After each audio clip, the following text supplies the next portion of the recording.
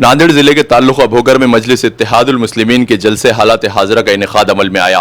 औरंगाबाद के रुकन पार्लियामेंट व इमाम के रियासती सदर इम्तियाज़ जलील ने इस जलसे आम में खुसूसी शिरकत कर अपने भाषण में सियासी मुखालिफिन पर ज़ोरदार तनकीदें की।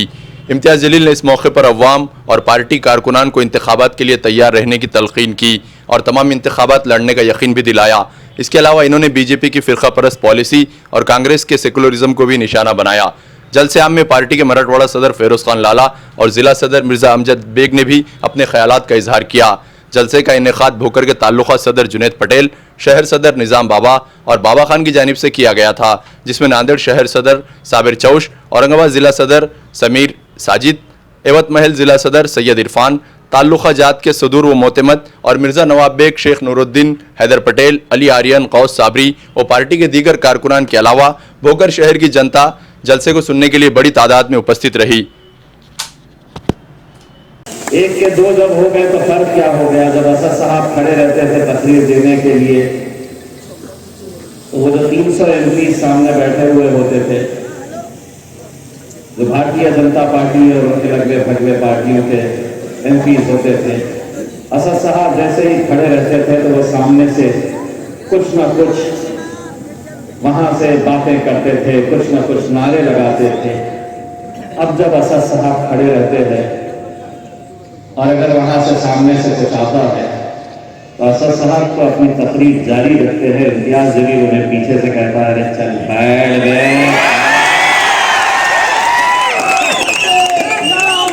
और यही तकलीफ उन्हें सता रही है। आज अल्हम्दुलिल्लाह मैं जब यहां पर आया, यकीनन भोकर की जितनी भी हमारी टीम है, चाहे वो जुनैद साहब हो, निजाम बाबा हो, चौश हो, फिरोज लाला साहब हो,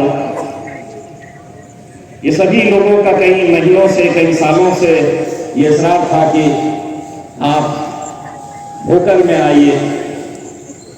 अब मैं भोकर में आया हूं तो मुझे ये भी पता चला है कि पिछली बार भोकर से नगर परिषद का इलेक्शन यहां से नहीं लड़ाया गया था। इम्तियाज जलील तुम्हें जबान देकर जाएगा कि इंशाअल्लाह भोकर से हम नगर परिषद हमारी एक पहचान रही है। हिंदू, मुस्लिम, सिख, ईसाई, दलित, बुद्धिस्ट, जैन, पारसी सभी लोग एक साथ मिलकर रहे हैं और इंशाअल्लाह आगे भी रहेंगे। लेकिन हुकूमत आई तो ये समझे कि नहीं, अब हम कुछ भी कर सकते हैं, कुछ भी बोल सकते हैं। अगर कानून उस गीता जैन के लिए है तो वही कानून इम्तियाज जलील के लिए भी है। और वो जुलूम सा है ना,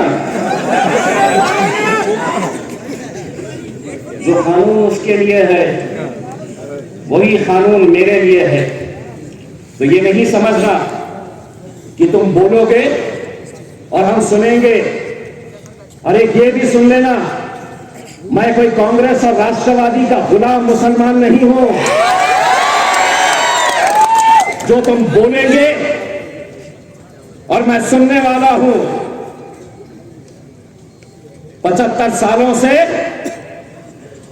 तुम बोल रहे थे, हम सुन रहे थे। अब हम बोलेंगे और तुम्हारे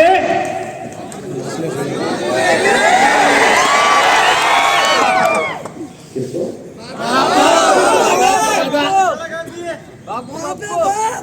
मैंने नहीं बोला, मैंने आधा बोला। कानून कहता है कि आपने पूरा क्या कहा, तो मैं आधा बोलूंगा, आधा ये बोलूंगा।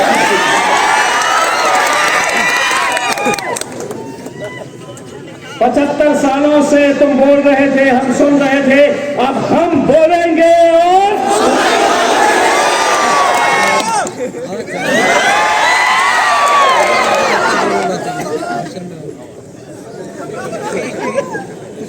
भाइयों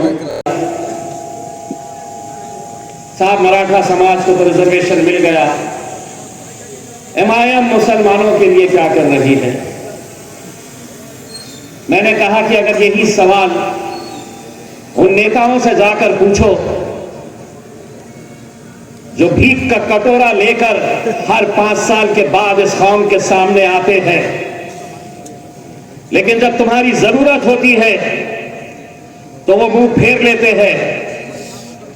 मैं आज इस मौके के ऊपर मराठा समाज का वो एक छोटे से गांव का एक नेता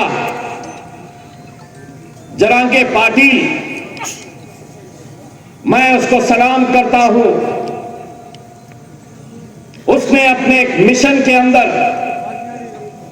उसकी प्रामाणिकता, उसकी ईमानदारी, कैसी ईमानदारी थी।